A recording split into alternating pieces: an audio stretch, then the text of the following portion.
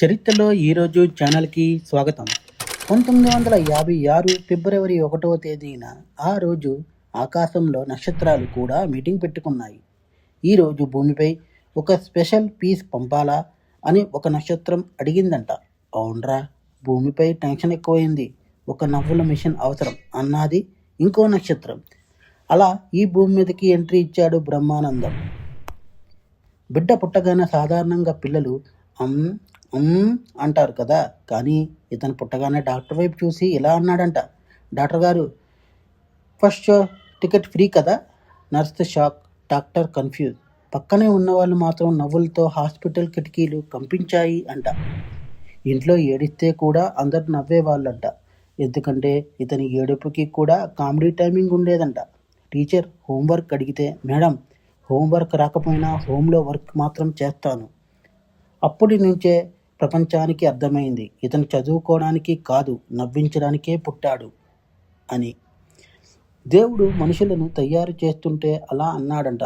ఒకరిని సీరియస్గా, ఒకరిని తెలివిగా, ఒకరిని ధైర్యంగా, అయితే ఒకరిని మాత్రం పూర్తి నవ్వుల ప్యాకేజీగా తయారు చేద్దాం అని. అదే ప్యాకేజ్ బ్రహ్మానందం గారు.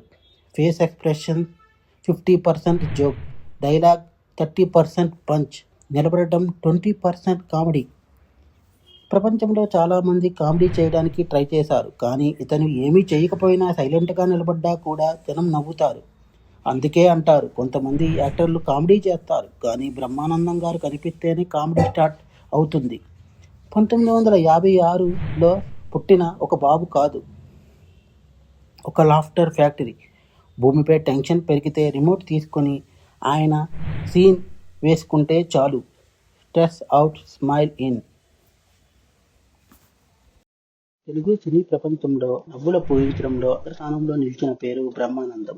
ఆయన నవ్వే శైలి, ముఖ కవళికలు ప్రత్యేక ఆకర్షణగా నిలిచాయి. బ్రహ్మానందం మొదట కాలేజీలో లెక్చరర్గా పనిచేసేవారు. కళల పట్ల ఆసక్తితో నాటకాలలో నటించి ప్రజల ప్రశంసలు అందుకున్నారు. దర్శకులు జంధ్యాల గారి ప్రోత్సాహంతో సినిమాల్లోకి అడుగుపెట్టారు. తరువాత ఆయన వెనక్కి తిరిగి చూడలేదు. వేలాది సినిమాల్లో నటించి ప్రేక్షకుల గుండెల్లో స్థానం సంపాదించారు. బ్రహ్మానందం కామెడీ అనగానే సహజంగా ఉంటుంది, ఎలాంటి పాత్ర అయినా చేయగలరు, ఒక చూపుతోనే నవ్విస్తాడు. ఆయన నటనకు గిన్నిస్ వరల్డ్ రికార్డు గుర్తింపు కూడా వచ్చింది. అత్యధిక చిత్రాల్లో నటించిన నటుడిగా. తరతరాల ప్రేక్షకులు ఆయన్ని ఇంటి మనిషిలా భావిస్తారు.